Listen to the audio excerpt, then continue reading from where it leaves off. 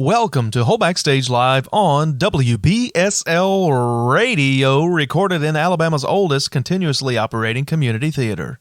We are bringing you radio plays, vocal performances, interviews with performance art insiders, readings, comedy, and drama, all supported by our generous sponsors and people like you. Check the show description for a link to connect to all of our social media. Follow us for upcoming events and announcements and to learn how you can be part of our mission to provide our community and surrounding areas with a positive outlet for the performing arts. Please make a point to subscribe or follow us so you are kept in the loop when a new episode drops. Just search Whole Backstage Live or visit wholebackstage.com and find the WBS Live podcast page under the Archives tab in the menu. Notable episodes coming up soon include conversations with comedian Patrick Sisk and cinematographer Adam Carboni. Coming later this year are episodes featuring our 13 Days of Halloween series, music origin stories, open mic performances, main stage comedy, and a special Christmas broadcast. We cannot do what we do without the support of local businesses and generous individuals. Contact the show at wholebackstagelive@gmail.com to talk about sponsorship opportunities. To help support the show as an individual, follow our socials link in the show description for access to PayPal, Venmo, and Cash App. Just add the word podcast as a comment. We are currently operating out of a temporary studio space, and your generous support will help us achieve a professional, permanent space from which to generate consistently engaging content. Additional information can be found, as always, at wholebackstage.com.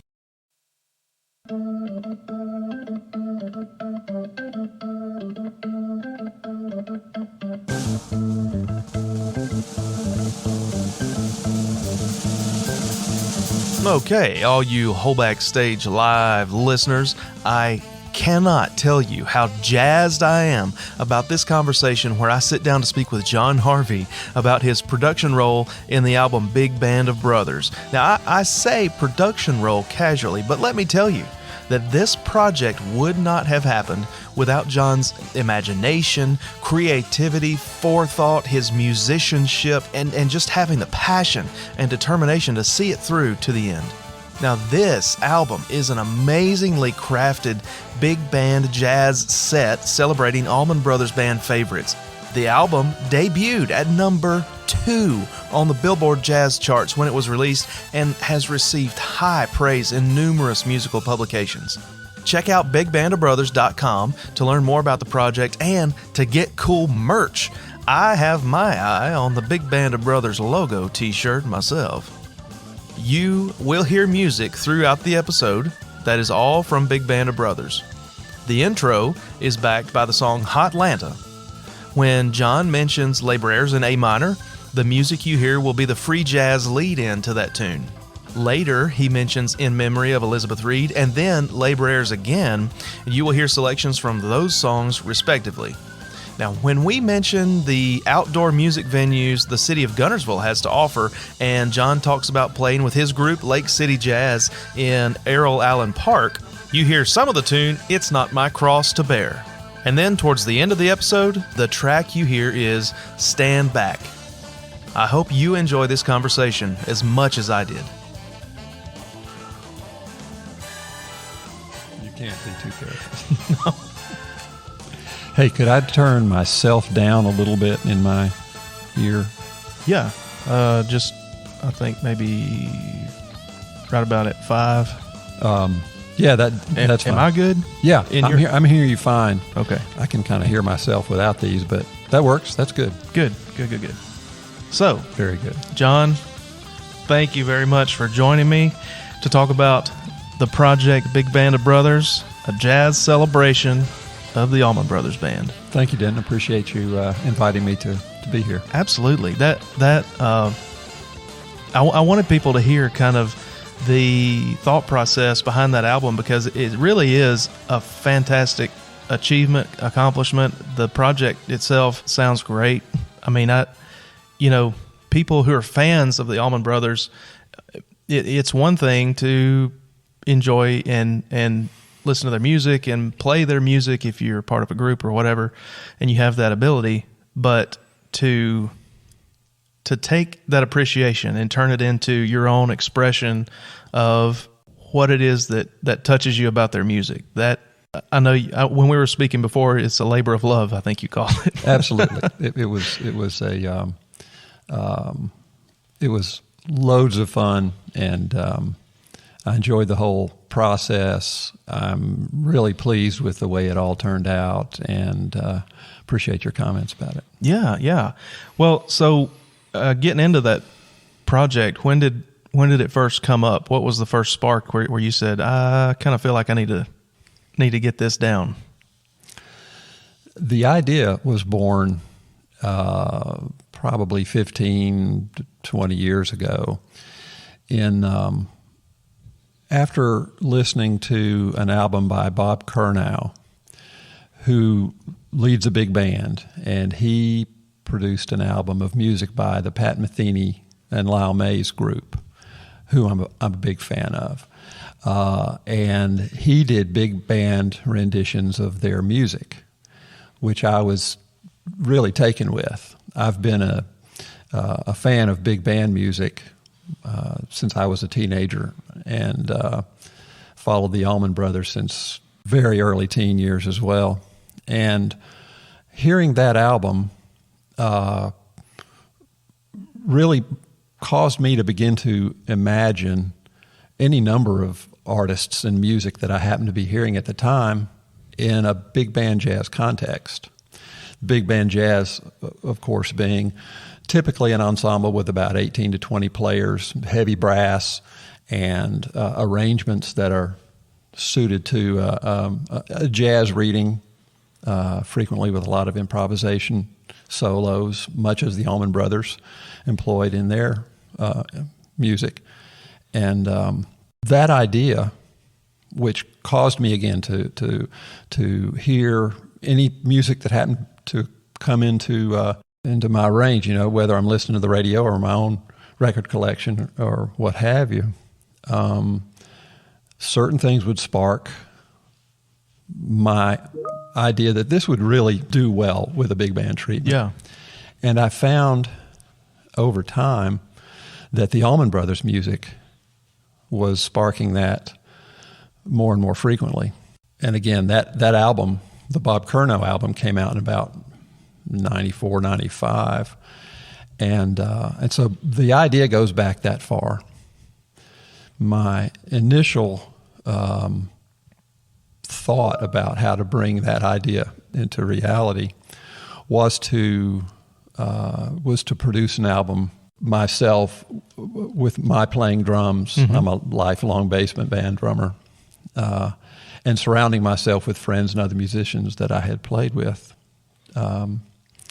much as I had done on a CD that I did about 20 years ago, before my family moved back to Guntersville from Atlanta. I was playing at the time with several different bands. And in the Atlanta area? Yes, primarily. Also with a cousin's resurrected high school band up in Tennessee. That sounds like a busy schedule. It was. It was my dive back into music dive back into playing, I'll put it that way, after having put it aside for about a dozen years while I was deep in the corporate world and young family growing and so forth. And so I had several years in Atlanta that where I began to play with several different bands and recognized an opportunity to do a recording, which I have always been kind of enamored with. So the production process and everything about it. Yeah. And of course, in that context, I played the drums, friends of mine, we gathered and did that. And so that experience recording in Atlanta educated me to the whole process. And so when the idea for the big band came to me, I understood the realities of that. And so it was more than just a kind of a whimsical dream. It was a thought that I think I could really see this through. Yeah. And my first approach to that was to do it as I had done that previous recording, bring in players that I knew and had played with before, and I would play the drums, and we would do the project in that way. But the more I kind of got into it, thought about it, and realized or imagined what the potential for that might be, I came to the conclusion that it called for someone with more drumming skills than I had or have, and also to make my way into the world of professional players more so than I ever had in my amateur experience. So that rerouted my approach. So as far as just pulling together musicians and vocalists, what was the original thought to pull in guest vocalists as well as musicians? Because I know you talked about the narrowing down process of, we want to put together this album. We're looking at the Allman Brothers catalog. How do we narrow this down? Were there other groups you thought about doing this with, or just the Allman Brothers was the only act that I ever seriously pursued? Producing a project around. I have imagined dozens and dozens of songs and different acts in that way, and still do.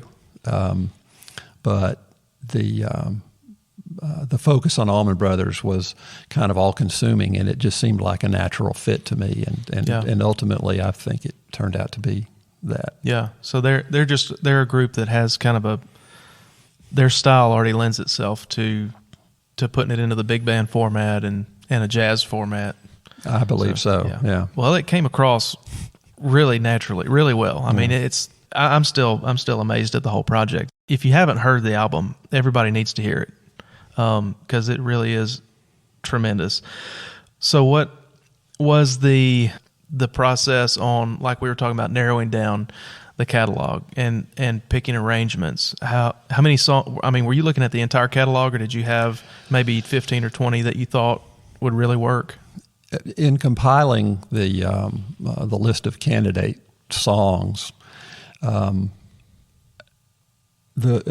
as you noted, the Allman Brothers catalog is so large and spans so very many years. I thought I would start at the beginning and just kind of make my way through each song and imagine, is this a good candidate or not, and so forth. And I didn't have to go very far from the start of the band to compile easily an album's worth of music. And it helped me focus deciding that I would look at primarily the years when Duane Allman was still alive and recording with the band, which really was their first several albums. For their first 4 albums, he appears on some or all of. And ultimately, the good final result is a matter of choosing a good song, finding a talented arranger who knows how to write for the big band and translate the original music into this big band format, and obviously gathering musicians and so forth. And so I had probably, I'm going to guess, 14, 15, 16 songs that I had identified as good potential for this. And then I luckily tied up with several really good writers, arrangers, and put them out to these arrangers to get their feedback. What moves you here? What do you feel would be a good candidate? And so, but that sort of was the process, and ultimately we whittled it down to 10. Well, was there one that somebody brought back to you that you hadn't thought of that made it into the group? Or matter of fact, there was the song "Les Brers" in A minor, which is a really good one. It turned out to be a spectacular recording, I believe. That was one that one of our primary arrangers, a fellow named Shane Porter, had brought to me to say, what would you think about this one? Now, it was one that actually was beyond the Duane Allman years. It's the only song of the 10 that's the case for. But he made a really good argument, and it was something he was very excited about. A very gifted arranger, musician, director, all of the above. And he convinced me without too much trouble that it would be a good one, and it turned out to be the case. Well, that one specifically, now that you bring it up, the freestyle, I don't want to call it an intro because it's, a third or half the song, but the freestyle lead-in is fantastic. I mean, I appreciate that. Wow. I'm not sure everybody who listens to it would feel that way, but I'm glad you do. Well, it was a very, you call it a jazz celebration of the Allman Brothers Band, so that can't be just like if a song is 4.5 minutes on the original recording. You don't want to turn it into just 4.5 minutes of your interpretation, I wouldn't think. So the fact that the arrangers, the producers, musicians maybe, who just said, hey, let's try this, and it ended up on the final product is great. I mean, I can't imagine being a participant, collaborator on a project where you kind of have that much autonomy, maybe is the right word, to just, we're going to figure this out as we go, and it's going to be great. Well, I really like it. I think it turned out very well. It's actually, let me back up. The song Les Brers is something of a departure in maybe more of a jazz exploration by the brothers in some regards than some of their other songs. And they actually have an intro to theirs, which is it's not as extensive, I don't think, but it's also a little bit in what people call the free jazz, range. And our drummer, Mark Lanta, who is really kind of, I consider him the linchpin to making this whole project work.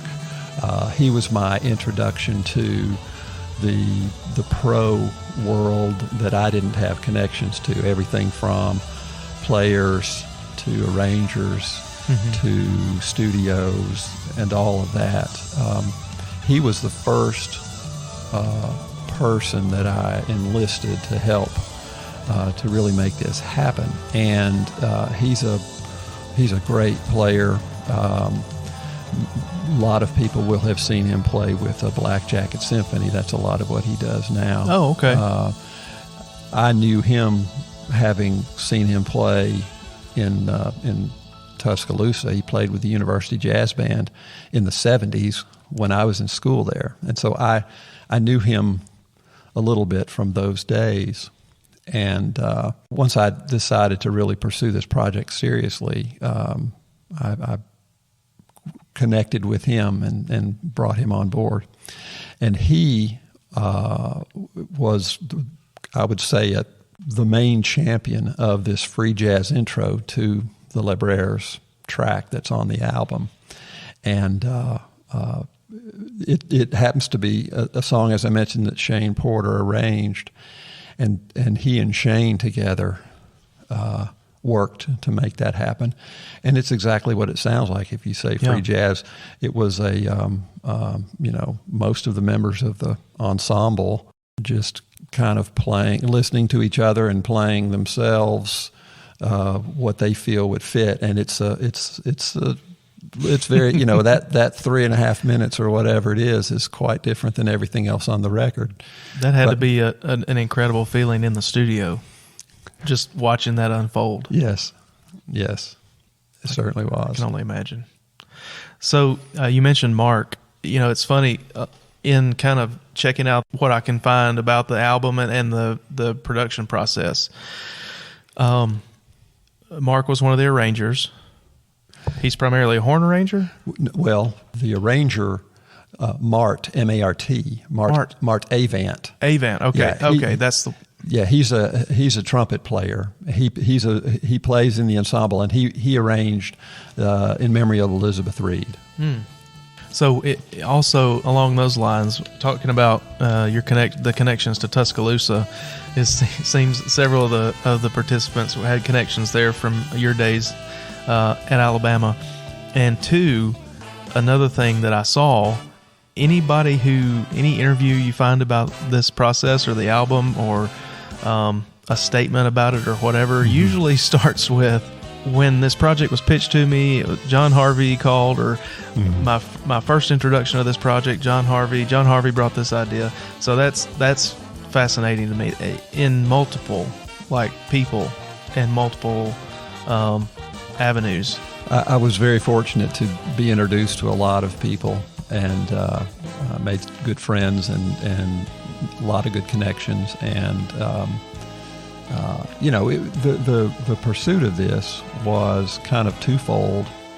One was to see this idea realized, because I just had really strong feelings about it. Wanted to make it happen, and the other thing was just to dive into a world that I always aspired to be a part of since I was a kid. I mean, I've played drums since I was 12, and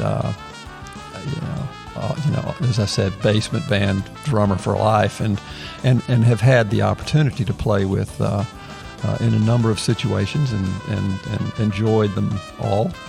But to really get an inside look at the world of a pro musician, of the recording studio, of that whole,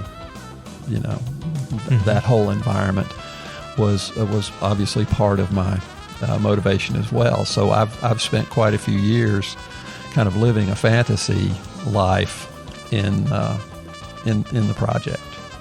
Well, and some of the horn players, or maybe an arranger, am I correct in saying that was part of a group called the Tuscaloosa Horns? Was that their name? It's not a group as much as an entity of players.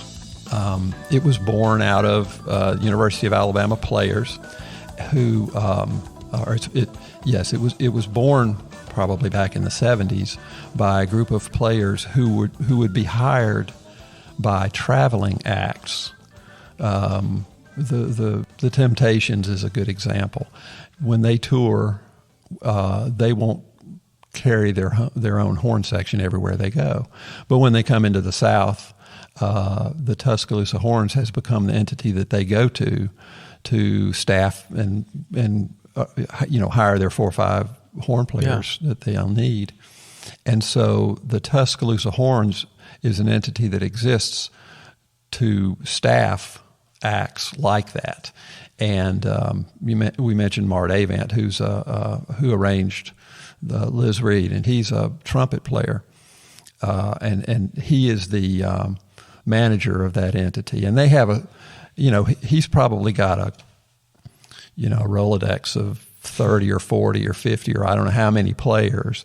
But when someone wants to hire horns, they contact Mart, and he pulls together the folks that they need. And so he was instrumental in recruiting the horns that play on our record. I like what you did there. He was instrumental. It was inadvertent, I must say. Yeah. So we kind of talked about pulling together from the catalog, getting down to the 10 songs for this album. What was the process, if there was a process, as far as, since y'all were doing a lot of your own arranging and that kind of thing, what were the legal permissions like? I mean, was it a lot to go through to be able to produce this, or did you have kind of some leeway since it was a lot, mainly your own project you were driving? Actually, the legal environment for making an audio recording is quite simple, and it's all prescribed. There are a couple of licensing entities that manage the copyrights of original music. And in order to facilitate the whole process, I mean, there is basically a price list that says, if you want to record this song that was penned by Paul McCartney and you want to put it on an album and sell it, it's all mapped out there. And so long as you, comply and fill out the right forms and so forth, and you submit so many cents per copies of this song that you sold to this licensing entity, and then they forward it on to McCartney or whoever owns the song today. So that was really pretty easy. That's good that it's all laid out for you. Yeah. I mean, that process alone, even if I was passionate about putting together a project like yours, that process would probably deter me or like derail me once I got into it. Just if you're having to figure that out, it's easy to imagine that would be a real hurdle. Yeah, and I didn't understand going into it that it would be as easy as it is, but it really is. Now, beyond that, for example, the rights to put that in video is different. That is not prescribed. And so if I wanted to release and sell video recordings of these songs, this music, then that actually requires negotiating with the holders, the copyright holders for each song. Gotcha. So do you have an album with you? I do. I was just thinking we may as well set that up if I can. I love the cover to this, by the way. I love the cover too, and I'll have to credit my good friend and cousin Craig Woodward and his agency, Baker really? Woodward, for working on all the artwork for the album and the CD. Yeah, no, the cover's beautiful.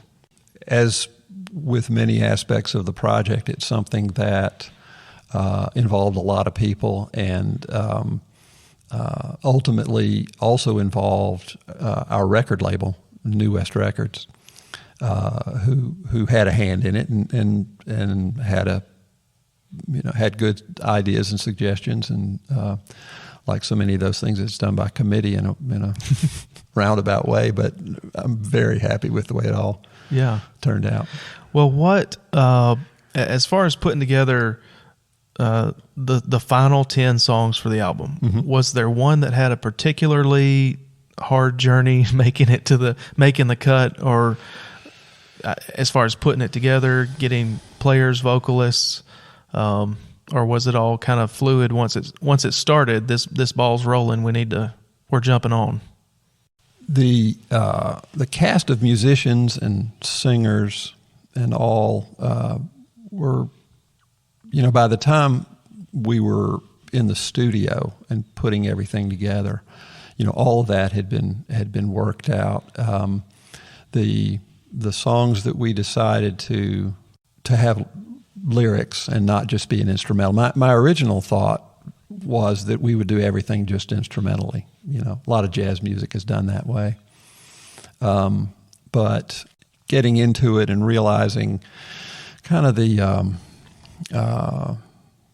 importance, the beauty, the meaning of a lot of the lyrics would be missed by listeners, a lot of listeners, myself included at some point. And so we identified 4 that we wanted to have vocals on, and was lucky to be able to attract real talented singers and people, recognizable names who would help us market the project. So all of that was done. And none of those decisions were made with any particular vocalist in mind. Probably the most challenging track to put together was Brers that we talked about before, because it is quite complex and required probably more preparation and rehearsal. Shane did a marvelous job of arranging the song, but that also included a lot of very technically difficult things for players to pull off. And And so that one, I would say, if one stands out as being more challenging, that would be it. Well, I'm sure it's kind of funny for people who have made it this far, who are listening, that I mentioned the free jazz lead-in to that song, and then you mentioned an arranger working on it. So those two things kind of, I guess, to some listeners, and to me too, kind of clash a little bit, but you have to have a roadmap, right? Even if you take some detours along the way, you know where you're headed, I guess, is the way those are married. Well, that's a good observation. In fact, Shane's input on the final product of that free opening portion was that we're going to start in this key, and by the time it's over, we're going to end up in this key. And if you'll just watch me, he was in the studio directing, and essentially said, if you'll watch me, I'll be listening to what you all are doing, and if I give you this signal, then we're going to build it up, and if I give you this signal, then we're going to bring it down a little bit. So they were vague directions, I'll say. So to your analogy, that was the roadmap. That in very simplistic terms, that's about as much as was given until you get to the portion where they're reading charts and playing the notes on the page. That's amazing to think about that process. I mean, that if we talked about nothing else, I'm sure we could talk about just that song itself, the way it was put together, and that's amazing to hear that he was just kind of, y'all play, I'll listen, and we'll feel it out, basically. That's, to have the talent and the group of people to do that is amazing. And in the studio, this is not in a live setting, but in the studio, you always have the option that if this thing just goes off the rails, we'll stop and we'll start over. Right. But this was actually the one and only take. Wow. I did see a comment, I think it was from Mark, maybe, that the basic tracks were recorded in 3 days. That's right. Wow. That's right. Because of, I'm sure, the group that you had working on it. The challenge of pulling together 20 people all at the same time, and they're arranging their schedules and so forth, was one of the greater obstacles to overcome, I guess. And that plus a very limited budget, which said, okay, we have to be able to do that in this number of days on these dates, and with all that and mapping out our approach, really didn't know if we'd get everything done by the time the clock struck. And there was a time when I thought we might fall one or two songs short, but it all came together very well. We rehearsed, gathered on Sunday evening, and had a quick run through, talk through as much as play through, and then 3 full consecutive days at Bates Brothers recording studios in Hueytown, Alabama. Marvelous facility, wonderful people, very talented, very skilled folks, and so then there's been a lot of music come out of there too. There has been, and I'm sure will continue to be, because those guys are making good music in a nice, comfortable setting down there. Well, I guess, now that you talk about trying to get everybody together, and they're committing time out of their schedules and lining up 20 plus musicians and vocalists and producers and arrangers, and I can see where, all right, we're all going to get together, we're going to knock this out, and then, instead of getting together a weekend at a time over a month or two or something like that, just get together and knock it all out in 3 days, and then we'll do the arrange. The piecemeal would never have worked. Too many people, too many moving parts, and too much money to do it that way. Of course, once that once those 3 days are over, and so we've captured all the various performances and various takes, then we spent the better part of a year going back and mixing and putting all those pieces together. Wow. And when I say a year, that just means a day here and weeks later, a couple days there, and so it was. It just worked out to take that much time. So if you were, say, locked in a studio and had nothing else to do, you could have done it in maybe a month or so. Oh yes, Okay. For sure. Well, but when I think about, did you have all the tracks? How many tracks would you be working with per song? I mean, when you talk about mixing, because I'm thinking, you listen to this horn part or this drum part or whatever. Does it need to be up or down? And if you talk about individual recording tracks, I'm going to guess there were 35 to 40. I mean, because you mic a drum kit and you got 10 or 12 mics right there. Yeah. And then there are certain times that on a guitar, let's say, you'll want to add some effect, some reverb, some echo, or something that maybe is not captured at the time it's recorded. So that might take 2 tracks instead Generates of 1. another track. And so but that's what the Bates brothers do. That's a whole nother process. They have 40 fingers to use to adjust all those 40. That when you take, from start to finish, from conception to selling it in a commercial setting, the recording, like we were talking about, is an amazing process, but also the technical aspect to me after the recording, putting it all together, making it sound good. It already sounds good, but making it where it comes across like you want it to, is just as phenomenal. It is a significant effort, and it requires talent. Yeah, just like that saxophone player is talented at having this wonderful performance. The studio wizards who capture that and can process it to the point that it sounds just the way you want it to on the recording. That's really something. So were there? We talked about Les Brers, but was there a lot of kind of arrangement decisions as you went through the process?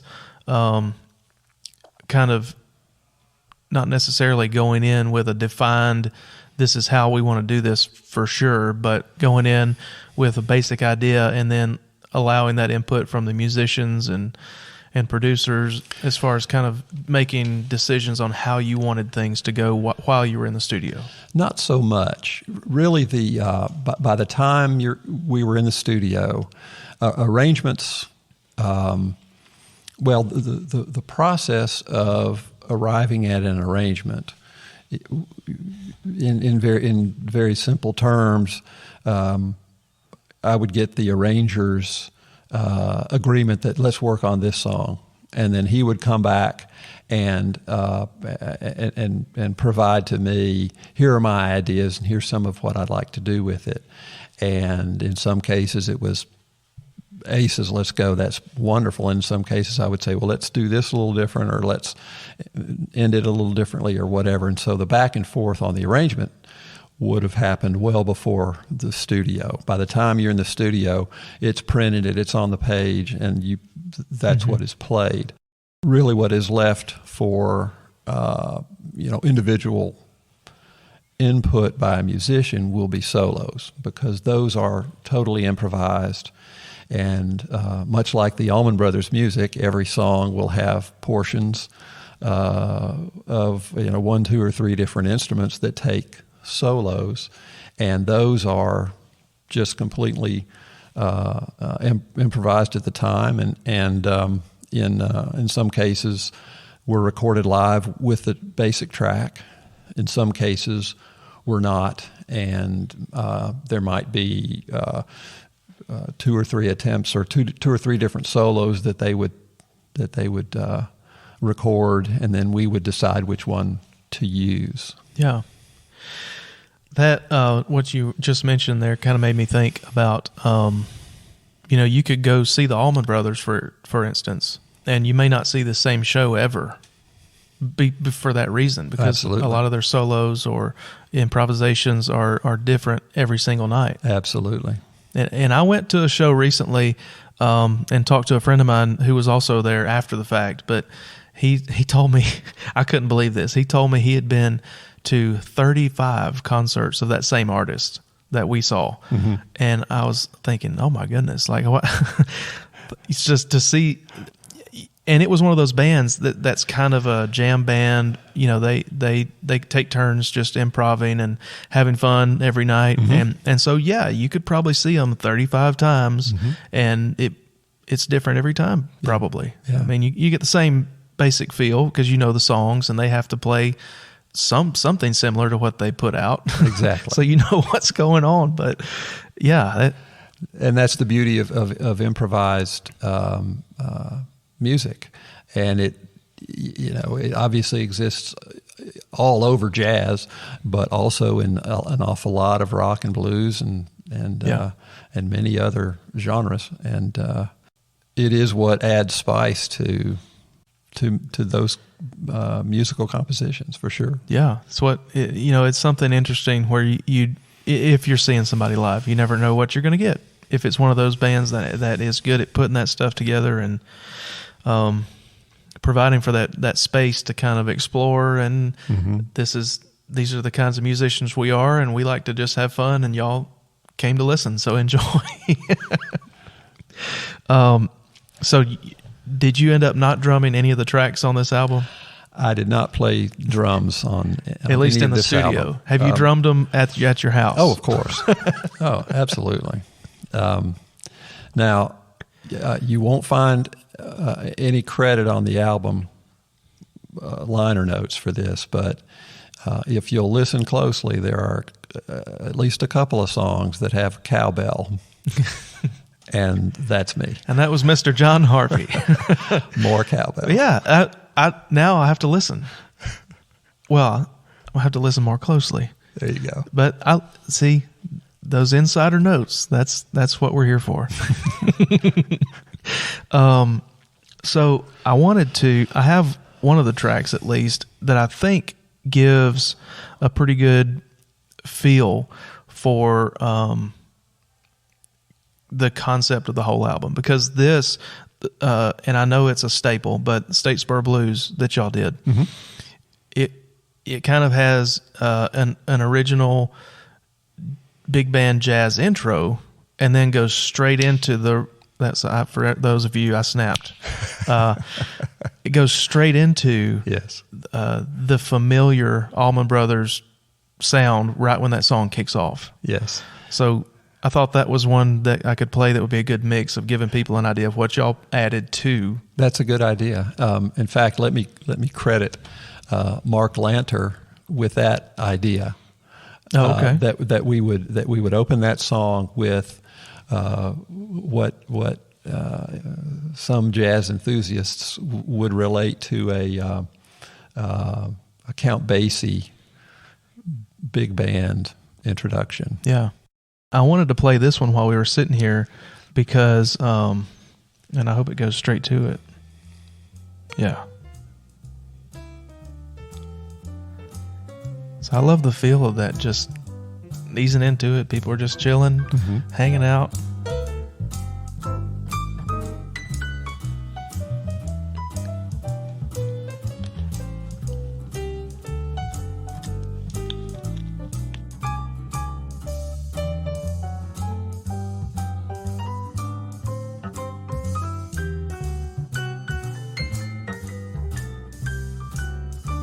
And you hear that bass behind it too. I love that little line it's walking.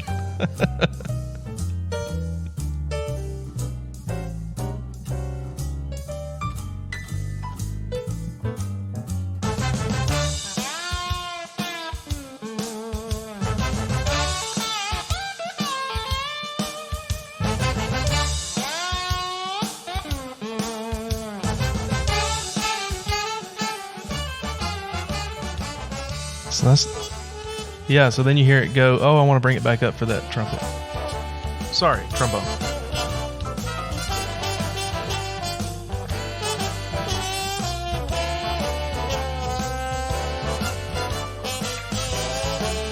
So I love how that was kind of your own intro, and then you went into that really familiar Allman Brothers beginning to that song, and then went back into kind of the big band jazz feel right before Mark comes in with the vocals.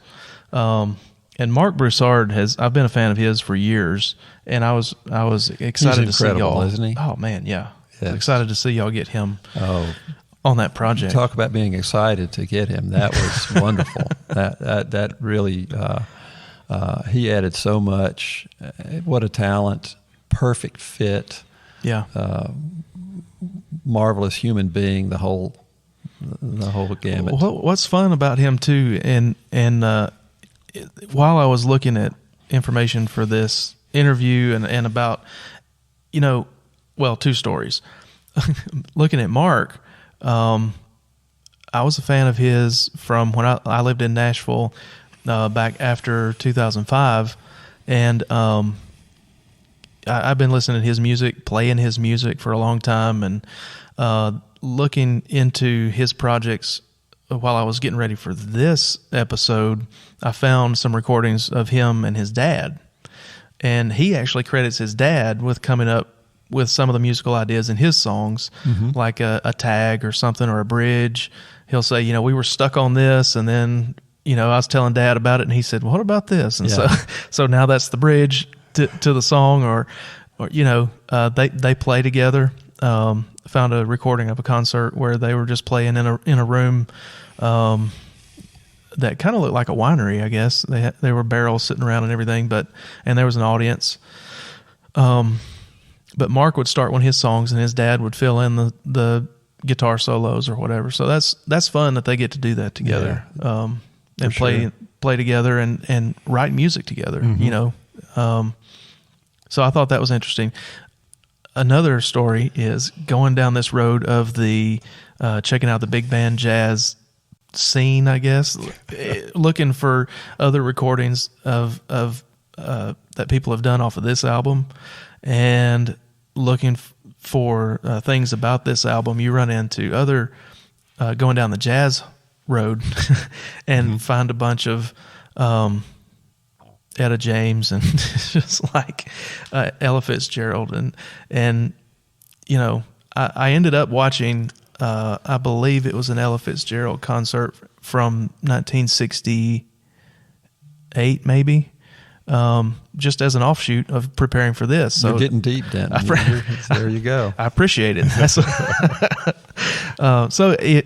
If you go down this road and start finding just information about that branches off of this project, man, there's a wealth of things. The big band concept, it was the popular music of the day in 1930s and 1940s, and there is such a wealth of wonderful recordings that exist, and unfortunately, as a concept, it has not died out because there's still pockets of it left, but they're relatively small, and you have to seek them out. You can imagine that it's hard to fund the tour of a quartet these days, and you talk about multiplying that by 4 or 5 times, and it just becomes insurmountable. And so what you have are big bands that exist in most large markets. People may not know that, for example, in Birmingham, there's an organization called Super Jazz. They play concerts every quarter, and they do classic, popular big band charts, and they're wonderful. The Huntsville has just about any city of size will have a big band entity. Now they're and it's usually comprised of amateur or I'll say players who might have been pro in their day or might still be, but educators and enthusiasts who love the big band music, but really don't have much opportunity to get together with a whole bunch of people and play it. And so they do it just for a hobby. Or players who could very well have been or could be pro, but that avenue wasn't open to them. Absolutely. Absolutely. Yeah. And so if my album introduces anybody to the big band format or excites them about it, that's just icing on the cake for me. There's so much marvelous music out there. I mean, if somebody listens to that intro to Statesboro Blues and really likes that first minute and doesn't really know where that comes from, go look up Count Basie and his big band.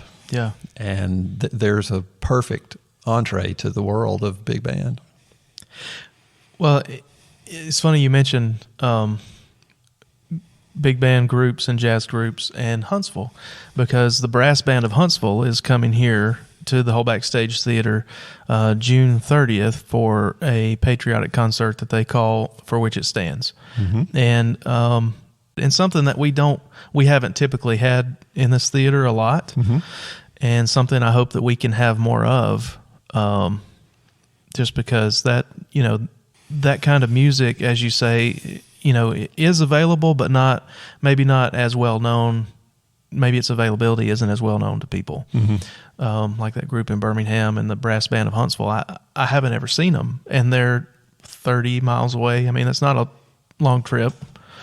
But I'm really excited about them coming and playing here to hear the patriotic music that we hear every, I guess, Independence season, we could call it. It's the patriotic music, and kind of like Christmas music, is where you can have the same 15 to 20 songs played a dozen different ways, mm-hmm. each one. Mm-hmm. So. Mm-hmm. Well, I'm glad to hear that they're coming. I am not familiar with the brass band. There's a big band there, the Rocket City Jazz Band, that I've heard a number of times, and they're a lot of fun. And they play more traditional big band music. Yeah. I'd love to hear them too. Now, maybe not in the avenue of a big band, mm-hmm. but in the avenue of jazz band. Mm-hmm. You drum for a group here in town called Lake City Jazz. I do. And I heard you guys not too long ago playing right around the corner here from the theater at the library. They have a nice amphitheater over there. And it was phenomenal. It was really, really enjoyable. You guys do a great job. Well, thank you. And I was really happy to catch that one. It was a lot of fun. We played a couple times this spring. Played at Errol Allen Park in April, and then got to play the amphitheater, which is what a wonderful venue that is. Is really new here, certainly to a lot of people, and we had a good time. It was a lot of fun.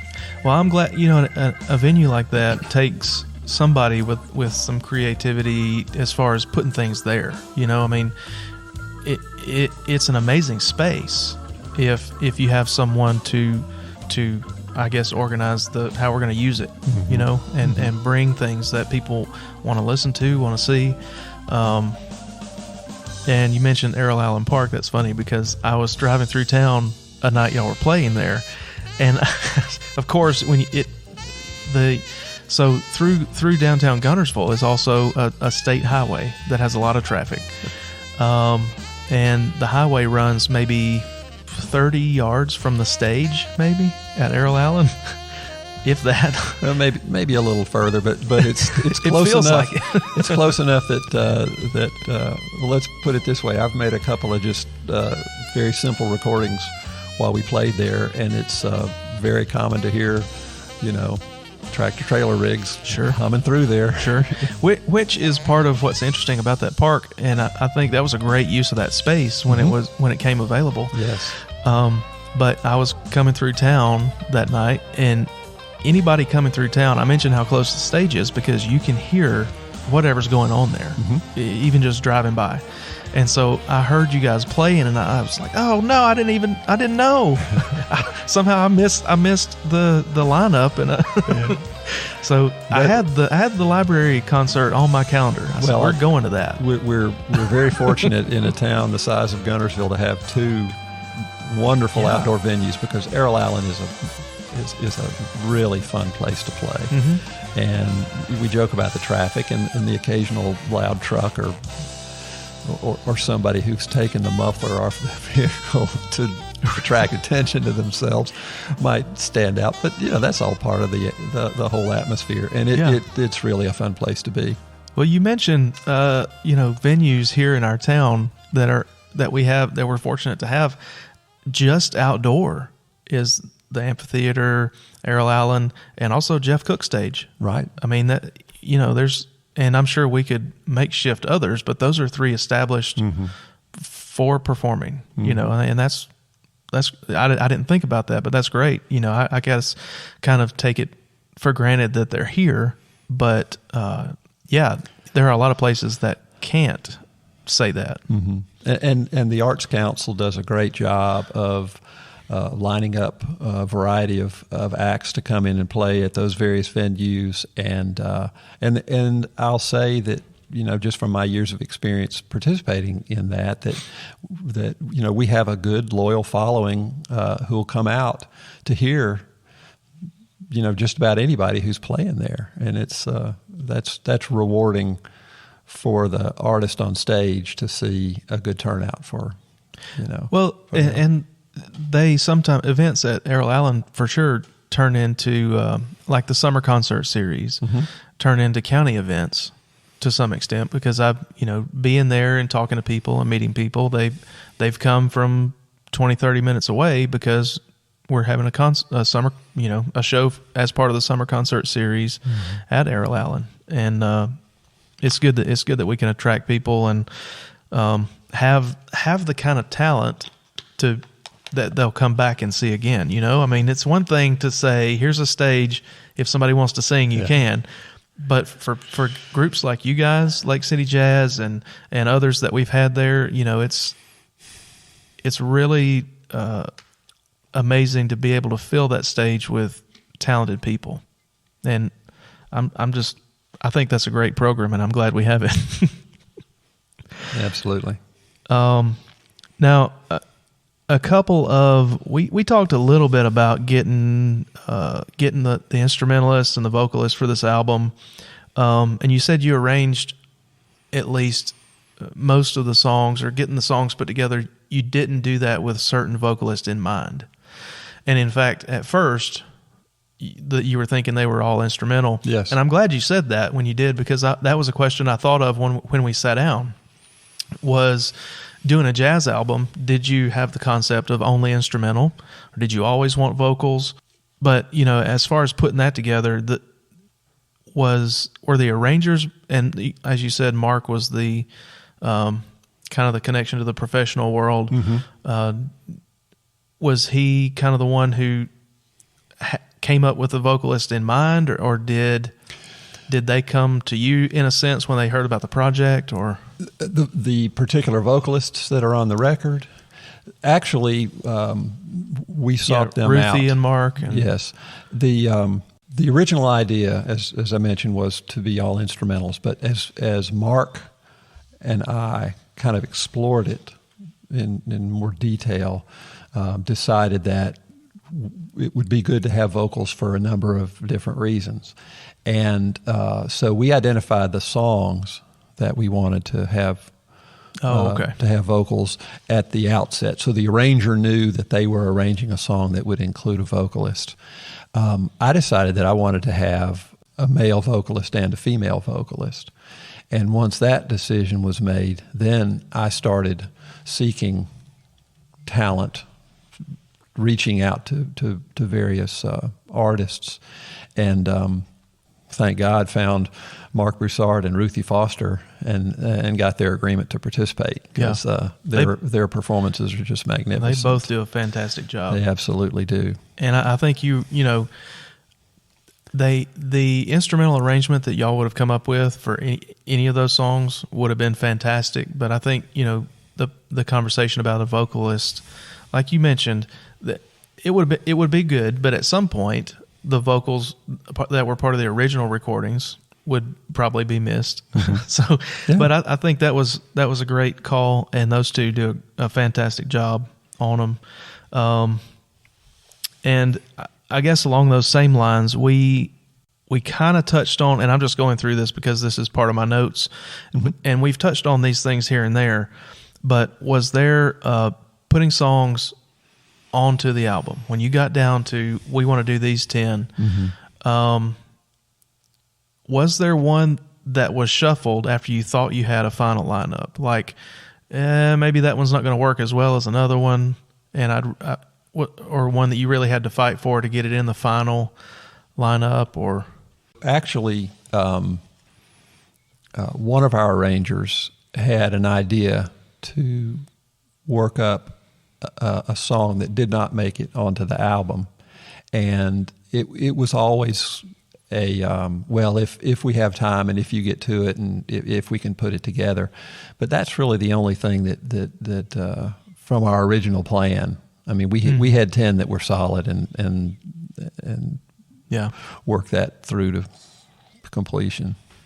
So basically, when this concept came to you, it was just pure passion for putting it together that drove it, and then brought the group together, got it knocked out in the studio, did some mixing and arranging in the subsequent months, and here we are. And I'll add to that, was fortunate to be able to involve New West Records, mm-hmm. Because that's an important element especially when it comes to getting the music heard. In today's world on the internet, sure, anybody can put their music out there, and anybody anywhere can listen to it if they know it's there and know how to go about finding it. Yeah. The partnership with New West Records allowed for much broader distribution, much more awareness.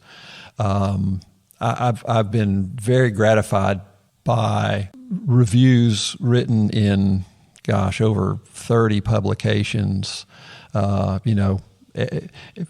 everywhere, everything from Downbeat, which is sort of the quintessential jazz publication, to blues magazines, to a number of blogs and websites and so forth, and lots of accolades and marvelous praise.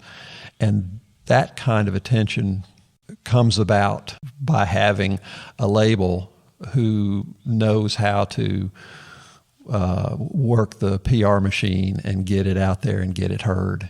I can imagine. And my first goal in having this project come together was to see it through and have the recording and be able to enjoy it and share it. But beyond that, it's been a lot of fun to see. I mean, we've been written about by publications in Europe and Japan.